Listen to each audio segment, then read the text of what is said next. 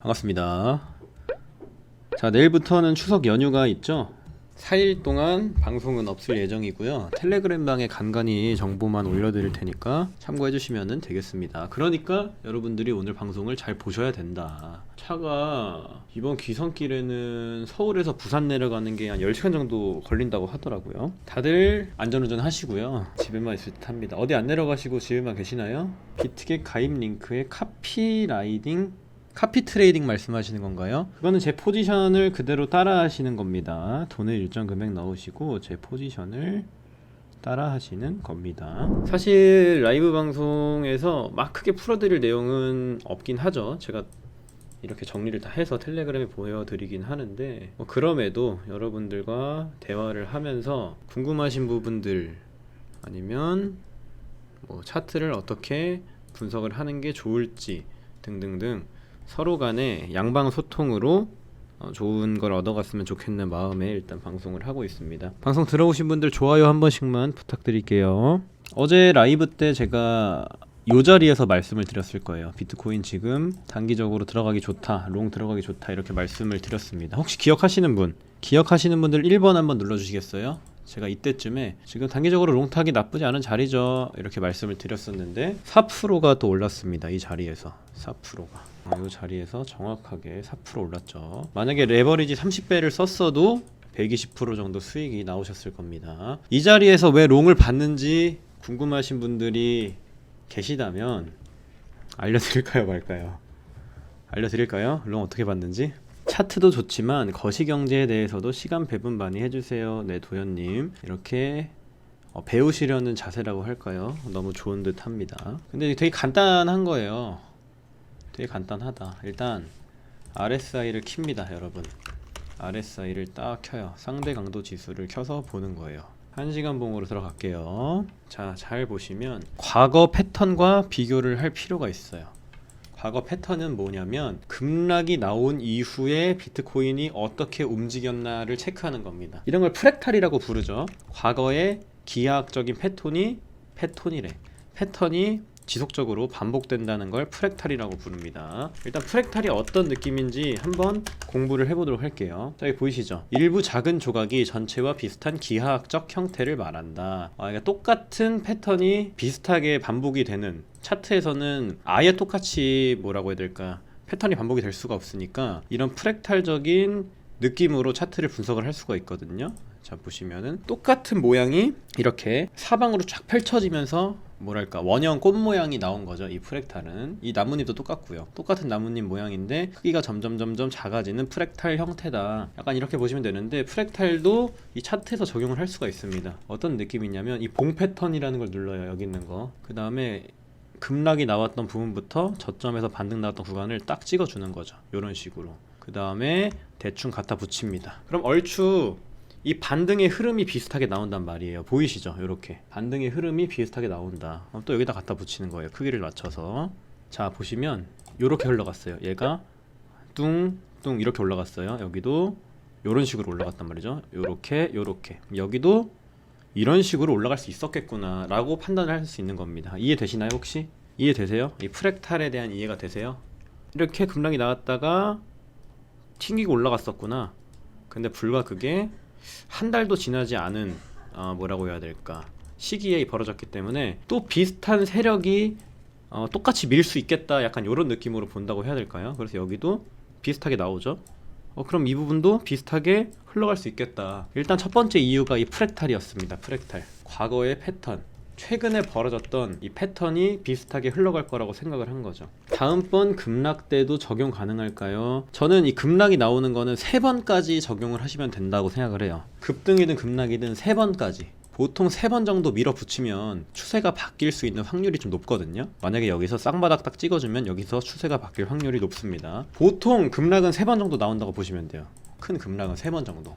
약간 이런 느낌인 거죠. 급락은 3번 정도 나온다.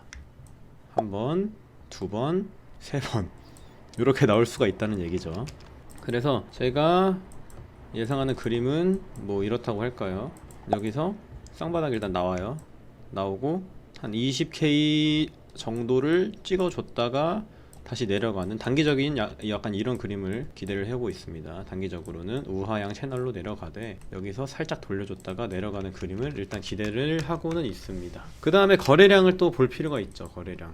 바닥을 한번 딱 찍었는데 크게 터졌어요. 거래량이. 누가 투매를 받았죠. 그리고 저점을 슬쩍 올렸단 말이야. 슬쩍 올리고 한 번 더 밀었는데 받아준 거죠. 근데 매도가 안 터졌다.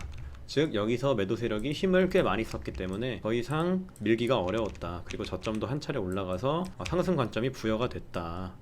그리고 이 RSI 보조지표, 간단한 지표인데 되게 명확하죠. 20 언더로 아예 확 내려가 버린 상황. 그리고 15분 봉으로 보게 되면 굉장히 심각한 요 과매도권에 도달을 했었죠. 이게 되게 보기 힘들어요. 요 정도까지 내려오는 거는. 그래서 이거는 반발 매수세가 들어올 만하다. 그리고 프랙탈적으로도 한번 과거에 이 패턴이 반복이 될 수 있겠다라고 생각을 했고, 거래량을 봐서도 저점에서 던지긴 하는데 딱 찍은 부분에서는 투매가 안 터지네. 이거는 받아쳤구나. 매수 세력이 이기겠구나 라고 생각을 한 거죠. 그 다음에 이렇게 4% 올라간 겁니다. 근거가 생각보다 몇 개 있었어요. 단순해 보이긴 하지만. 그리고 5분봉에서 내려오는 이평도 돌아가고 있었고요. 이렇게. 그래서 말씀을 드린 거죠. 여러 가지 근거가 있었다. 단순하게 제가 그냥 많이 내렸으니까 롱 나오겠는데요, 이렇게 말씀을 드린 게 아닙니다. 이해되시죠? 굉장히 복합적으로 분석을 하고 말씀을 드린 거라는 점을 참고를 하시면 됩니다. 그리고 다른 시간봉으로 봐도 적용이 되는 건가요? 이렇게 말씀하셨는데 다른 시간봉도 적용이 가능하죠. 예를 들어서 일봉에서는 프랙탈이 이런 느낌이라고 할 수 있을 것 같아요. 자, 여기를 딱 찍어봐요. 프랙탈 여기부터 여기까지 여기다 갖다 붙이는 겁니다. 크기 딱 맞춰서 이런 식으로 비슷한 흐름을 우리가 기대를 해볼 수 있는 거죠. 여기에 프랙탈, 여기에 프랙탈, 이런 느낌으로 체크를 해보시면 됩니다. 얼추 비슷하게 가긴 했는데 차트라는 게 완벽하게 똑같이 흘러갈 수는 없긴 하겠죠. 근데 보시면 모양이 되게 비슷하게 흘러가요. 투매 구간도 비슷하게 나오고 반등도 비슷하게 나오고, 그죠? 여기서도 이렇게 나왔죠. 여기서도 이렇게 나왔죠. 이렇게 나왔죠. 여기도 이렇게 나왔죠. 이거를 그냥 프랙탈을 갖다 붙인 건데 비슷하게 흘러간단 말이에요. 흐름이. 일봉에서도 적용을 할 수 있는 거고. 혹시 이해된다 1번 한번 눌러주시겠어요? 프랙탈 이해된다 1번. 이해되시죠? 프랙탈 분석법 이런 식으로 하면 됩니다. 자, 한 번 더 복습을 할게요. 여기서 고점을 딱 찍었어요. 고점을 딱 찍고 저점 찍은 데까지 이렇게 만들어요. 패턴을. 그리고 크기를 비슷하게 맞춥니다. 이렇게. 자, 볼게요. 비교를 해볼게요. 이거랑 비교를 해볼게요. 매물대 지우고. 자, 보세요. 분명 여러분들이 이거 복사 붙여넣기 한 거 보셨을 거예요. 이 패턴이 아닙니다. 자, 요렇게 나오죠. 이렇게 빠지죠. 이렇게 빠지죠. 그 다음 반등이 요렇게 나오죠. 요렇게 나오죠. 그 다음 또 이렇게 빠지고 올라와요. 이렇게 빠지고 올라온다. 비슷하나요? 안 비슷하나요? 여기랑 비슷하나요? 안 비슷하나요? 여기가 비슷하죠?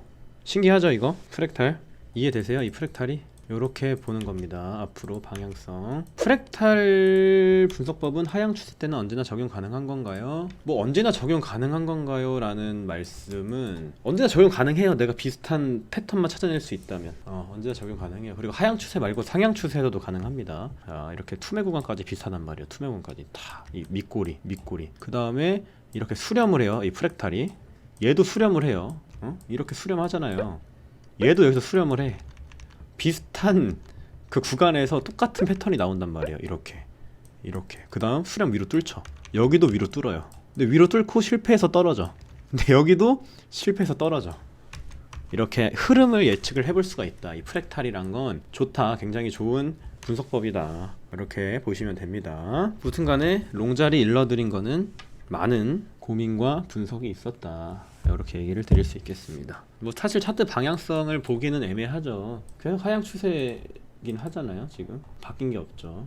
고저가 계속 낮아지고 있단 말이에요. 고저. 그래서 이 고저를 얘가 넘지 않으면 추세 반전은 없다. 그래서 비트가 넘어줘야 되는 구간은 여기 매물대를 돌파해주는 게 제일 중요하다 정도로 체크를 해보시길 바랍니다. 그 다음에 거시경제를 이제 봅시다. 거시경제를 봐요. 제가 올려드린 내용만 한번 설명을 드려볼게요. 일단은 시황을 간단히 정리해드렸어요. 국제유가가 원유 수요 둔화가 일단은 시장에 어떤 만연하게 분위기가 좀 퍼졌단 말이에요. 원유 수요가 둔화된 분위기가. 그리고 어제 러시아 푸틴의 그 발언을 제가 올려드렸어요. 일단 저 두 분 말씀 좀 대답하고 할게요. 1번 패턴과 2번 패턴 경제적 상황이 분명히 다른데 패턴이 비슷하게 흘러가는 이유는 미는 애들이 비슷하기 때문에, 밀어붙이는 애들이 비슷하기 때문에 라고 생각하시면 됩니다. 자, 엘리어트 파동 1, 2, 3, 4, 5 파동 나오죠. 1, 2, 3, 4, 5 파동 뭐 이렇게 그다음 A, B, C 막 이런 거 나오잖아요. 이거랑 프랙탈이랑 비슷한 맥락이에요. 과거에 이 파동이 비슷하게 흘러갈 때가 많습니다. 그래서 우리가 삼각수렴 같은 거 뭐 이런 거 그 패턴 책 같은 것도 내잖아요. 과거의 패턴이 이게 나왔을 때 뭐 이렇게 흘러가더라 라는 통계가 있는 거죠. 근데 프랙탈도 이 최근에 벌어졌던 이러한 하락이 자 다시 시작될 때 재반복될 가능성이 있다. 일단 이 고점에서 던지고 밀고 또 받아치고 하는 시장의 심리가 이 패턴에 녹아들었으니 한번 재반복되는지 체크를 해보자 라는 게 프랙탈이라고 보시면 됩니다. 프랙탈도 아시고 다른 요인도 분석하시고 학교 다니실 때 경제학을 전공하신 건 아니신지 저 경제랑 경영했어요. 경제랑 경영을 했고 그리고 증권사 리포트도 좀 많이 읽고요. 뭐 공부라는 거는 사실 끝이 없잖아요. 지금도 합니다. 시간 날 때마다. 저보다 훨씬 똑똑하신 분들이 써주신 거시경제 분석 같은 거를 하루도 빠짐없이 읽어요. 하루도 빠짐없이. 거의 하루에만 한 10명치는 읽습니다.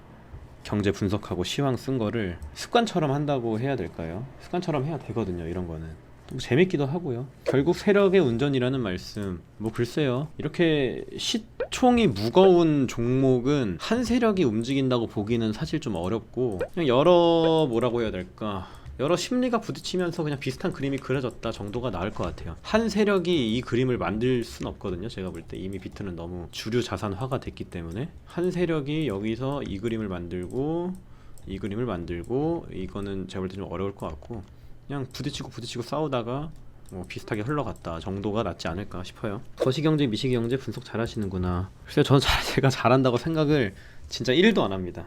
너무 부족하기 때문에. 아무튼 거시경제를 좀 볼게요. 한길님, 앞으로 개인 텔레그램으로 연락하려면 어떻게 할 수 있는지 제가 이거 말씀드린 것 같은데, 이거 눌러서 저거 하시라고, 이거 눌러가지고 저거 1대1 메시지 하시면 돼요. 아무튼 어제도 올려드린 거예요. 푸틴이 제가 군 뉴스라고 올렸죠. 여기 어제 군 뉴스 이렇게 올렸어요. 군 뉴스 보시면 러시아 푸틴이 이렇게 말을 했어요. 노드스트림 가스 파이프라인 시작할 수 있다. 그리고 노드스트림 그 영구적으로 얘네가 저걸 했죠. 영구적이라고 해야 되나, 무기한 연장을 했죠, 이 가스 공급을. 근데 재개를 하겠다. 군 뉴스 올렸어요. 그리고 러시아는 에너지를 무기로 사용한 게 아니다. 노드스트림 2는 필요시 바로 열 준비가 되어 있다 라고 얘기를 했고, 원유랑 뭐 천연가스 등등 가격이 우르르 하락을 했습니다. 그리고 쭉쭉 내려보면 국제유가, 원유 수요 둔화, 그리고 러시아 푸틴의 발언 등으로 하락. 러시아 푸틴은 이 가스를 뭐라고 해야 될까, 가스랑 관련된 저건데, 그 노드스트림이 이 원유가 뭔 상관이냐 이렇게 하실 수도 있는데, 원유라는 이 대표적인 원자재라고 해야 되나 뭐라고 해야 되나, 아무튼 이 가격이 하락함에 따라서 러시아 푸틴의 발언 그리고 그 영향이 가스에까지 미쳐줬다, 이렇게 체크를 좀 하시면 되고요. 그리고 국제유가가 러시아랑 우크라이나 전쟁 이전 수준까지 급락을 해줬다. 아주 좋은 인플레 완화 시그널이죠. 그 다음에 달러 인덱스, 이 국채금리가 엄청나게 올랐었어요. 최근에 상승세가 꺾이질 않았는데 그 너무 심각하게 오르다 보니까 이 급등세가 조금 조정을 받으면서 디커플링 관계에 있는 위험 자산이 반등을 해줬다. 이렇게 체크를 하시면 됩니다. 혹시 제가 말씀드리는 거 이해 안 되시면은 언제든지 질문을 주시면 됩니다. 제가 상세하게 설명을 드리도록 할게요.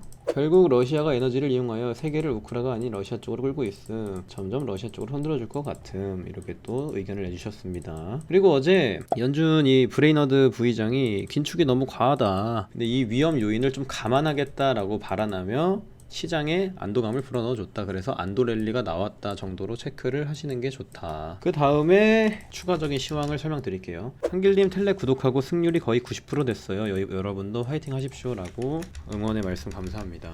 일단 증시 국채가 폭락을 하면서 6월달에 저점이 형성됐어요.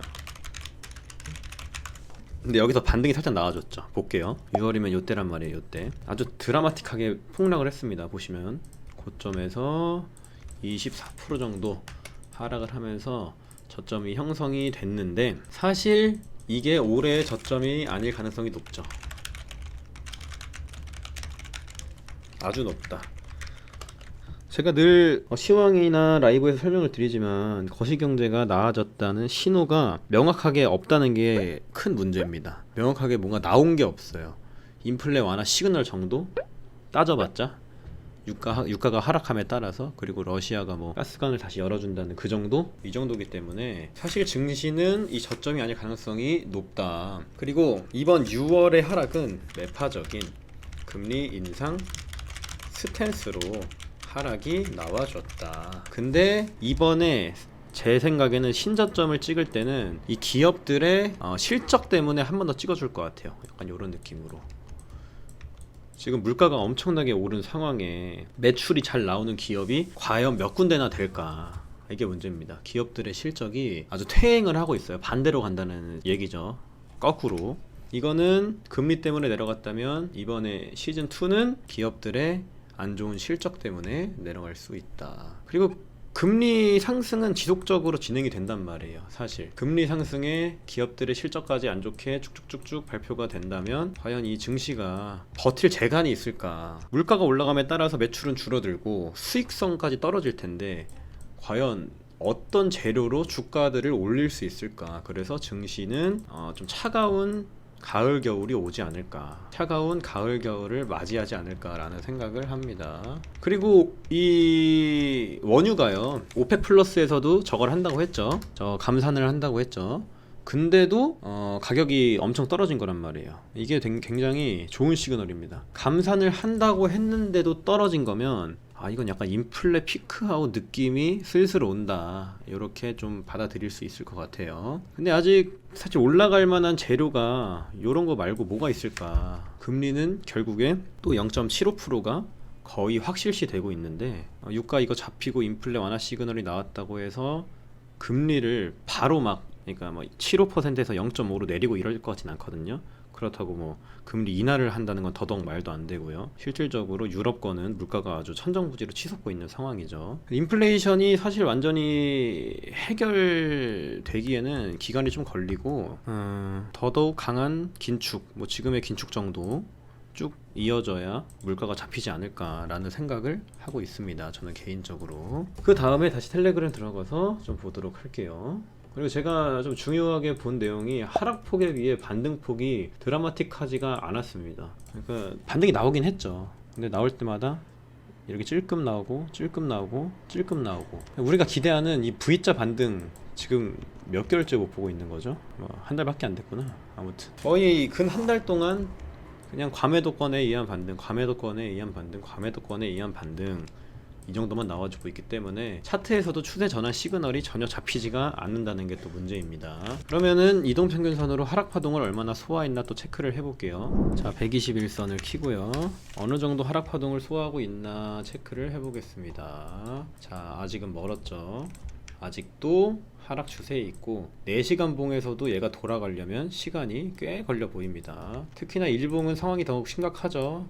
이거는 몇 달은 더 걸려요. 이게 쫙 돌아가려면 이런 식으로 가야 되니까. 아직은 시장이 상승하기는 기간이 멀리 남은 게 사실이긴 한데, 그럼에도 지금 가격이 아주 매력적이라는 거는 부정할 수가 없는 부분이다 정도로 시장을 체크하시길 바라겠습니다. 그리고 청산매입 이거 자주 참고하시면 좋아요. 그쵸, 앞으로 CPI 금리 발표에 관망을 하겠죠. 일단은 CPI가 실제 인플레가 얼마나 완화되었는지 바로 한눈에 알 수 있는 지표이기 때문에 소비자 물가 지수가 낮게 발표되는 게 일단 위험자산 시장에는 나쁘지 않은 영향이 있겠죠. 그 다음 이거 청산맵 자주 참고를 하시길 바랍니다. 이 화살표가 현재 가격이고요. 오른쪽에 있는 게 숏 청산 물량, 왼쪽에 있는 게 롱 청산 물량이에요. 2만대 가면은 이렇게 많은 숏 청산 물량이 다 청산 당한다. 근데 이런 물량이 잡아먹히지 않은 적은 굉장히 없다, 드물다. 이렇게 많은 물량은 청소를 꼭 당하더라. 그리고 고래버리지도 굉장히 많이 쌓였어요. 지금 상방에. 지금 비트 가격이 좋을 때는 영혼을 끌어모아 비트를 구입해야 하는 적기이죠. 일단 20K 아래에서는 구매하셔도 돼요. 현물은. 제 생각엔 만약에 20K 언더 가격을 준다?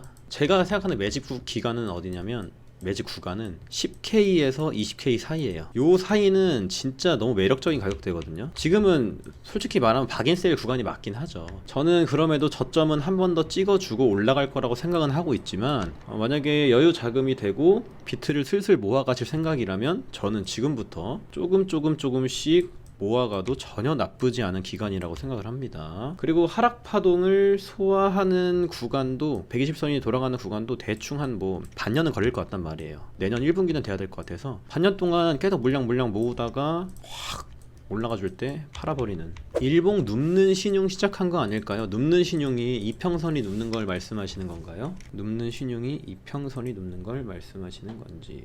현물은 업비트 해외 거래소 중 어디가 좋을까요? 뭐 글쎄요, 업비트만 하셔도 돼요. 해외 거래소가 노다지가 많기는 한데 전업이 아니시라면 그거를 관리하시기가 쉽지 않을 거거든요. 종목 관리도 사실은 되게 빡세요. 하나하나 종목 관리하고 평단가 관리하고 어디서 추매 태우고 이게 여간 쉬운 일이 아니기 때문에 제 생각에는 업비트만 하셔도 되지 않나 라는 생각이 들어요. 업비트 그냥 현물 단타만 치셔도 나쁘지 않습니다. 이평선이 눕는다는 건 이 정도로 누워줘야 돼요. 이 정도로. 얘는 누웠다고 할 수가 없습니다. 뭐 과거를 보면 요 정도는 누워야 누웠다고 할 수 있는 거죠. 그 다음에 상승파동이 나온다. 이렇게 누워야 상승파동이 나온다. 이게 이렇게 누워야 상승파동이 나온다.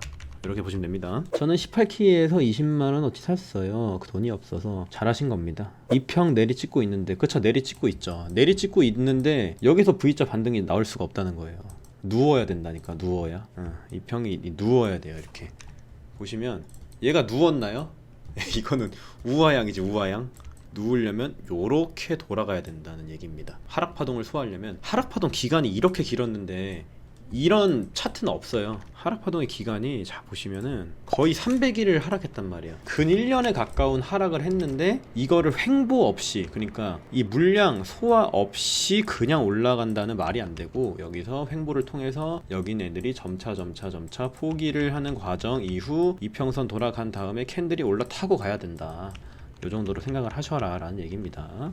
현물은 업비트에서 구매하고 있는데 알트는 어느 거래소에서 구매하는 것이 좋을까요? 맥스는 트래블룰이 있어서 이제는 저기 입금 출금이 안 될 거고요. 뭐 업비트에서 하셔도 저는 충분하다고 생각하거든요. 사실 업비트에서 하셔도 충분하지 않나? 저는 해외 거래소에서 알트를 구매해 본 적이 없어요. 그래서 잘 모릅니다. 죄송합니다. 잘 알려드릴 수 없는 부분이라. 저는 현물만 하는데 지금부터는 반등 와도 팔지 않고 그냥 저점마다 분할 매수하는 게 맞을까요? 비트는 그렇게 하셔도 돼요. 비트는. 근데 알트는 바닥이 어딘지 모릅니다. 언론 보도가 아직 하락 단계인 듯. 뉴스나 기사에서 코인 때문에 인생 망쳤네. 코인은 결국 폰지 사기네. 울고 불고 내내 계속 뉴스 나오면 바닥 풀매수. 그렇죠. 언론에서 비트코인 결국 뭐 15K 이하로 떨어져, 약간 사기다, 비트코인은 디지털 쓰레기다 라는 얘기가 언론을 지배해야 찐바닥입니다. 찐바닥. 300일이면 현재 기준 이제 시작이라고 해도 무방할까요? 이게 어떤 얘기죠? 이해를 못했습니다. 300일이라면 현재 기준 이제 시작이라고 해도 무방할까요? 무슨 말씀이신지 이해를 못했어요.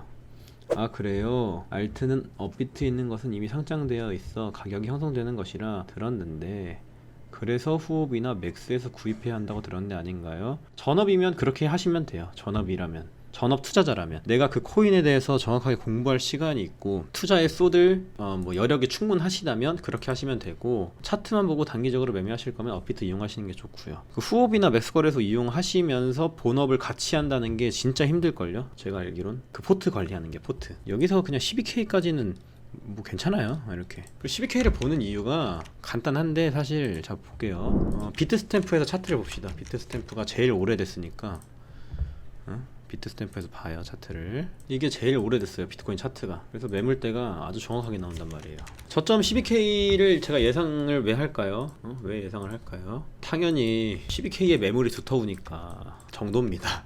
여기 말고 지지 받을 데가 없어요. 이 12K 매물대 두터운 부분 말고 지지 받을 데가 없어요. 진짜 웬만하면은 반등 나올 구간이다. 12K가 웬만해서는 여기 진짜 세게 나올 겁니다. 반등. 최저점은 12K 예상하셨는데 혹시 그냥 개인적인 의견으로 반감기 후 불장 때 비트 고점 몇 K 정도 예상하실까요? 뭐 글쎄요, 진짜 예상을 못 하겠는데. 지수를 예측하는 거는 불가능합니다. 개인적으로 코스피 지수, 나스닥 지수 이런 거 예측하는 사람들 사기꾼은 아닐까요? 이거를 누가 예측을 했을까요? 이 나스닥 이거 주봉이거든요. 주봉. 자, 이렇게 올랐어요. 651일 동안 올랐단 말이에요. 이 고점 예측한 사람 아무도 없을걸요? 이거 엘리어트 파동으로 할 수 있나? 나스닥 고점 맞추는 거? 막 이렇게 뭐 1, 2, 3, 4, 5, 파 뭐 연장 해가지고 이게 나오는 건가? 지수를 예측하는 사람들은 저는 개인적으로 좀 사기꾼이라고 보긴 합니다. 비트코인이나 나스닥이나 코스피나 코스닥이나 진짜 많은 자금이 몰려 있는, 그러니까 이 심리가, 투자자들의 심리가 매번 변하는 이 차트에 고점 저점 딱딱 맞추는 사람은 글쎄요, 사기꾼 아닌가? 그런 생각이 들어요. 비트 하락 횡보 기간이 길어지면 일반 알트는 떨어진다고 봐야 하지 않을까요? 도미를 봐야죠. 도미넌스. 한글님 지금 보여준 차트가 트레이딩 뷰이죠? 아, 오케이 알겠습니다. 지표 찾을 때나 메뉴 클릭 시에 천천히 하겠습니다. 지표는 그냥 여기 있는 거 누르는 거예요. 여기 있는 거 눌러서 검색을 하는 겁니다. 정말 매수는 예술이란 말이 맞나 보네요. 매수는 기술이고요. 매수는 기술로 가능하고요. 매도가 예술입니다. 매수는 기술, 매도는 예술. 이렇게 보시면 됩니다. 나는 진짜 고점 예측하는 사람들, 저도 이제 누구 막 욕하고 그러고 싶진 않은데, 아니 이거 지수 예측을 어떻게 한다는지 난 참 모르겠어요. 이 저점에서 이렇게 오른 걸 파동으로 분석이 가능하다? 저는 좀 반대긴 합니다. 솔직히 이 역대급 유동성장이 왜 벌어졌는지를 알고 넘어가야 되는데, 대형 사이클의 마지막 그 기간임을 인지를 하고 이 상승을 뭐라고 해야 될까, 받아들여야 된다고 해야 되나? 그렇게 시장을 바라보는 게 맞는데, 이거를 예측을 한다? 쉽지 않을 것 같은데요.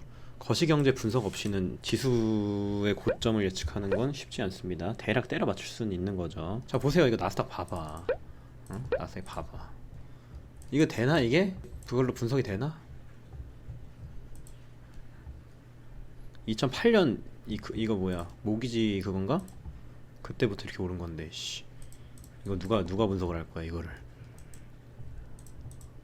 이거 뭐 1파인가 이게? 엘리어트 1파? 이게 1파인가? 뭐 이렇게 할 수도 없잖아요.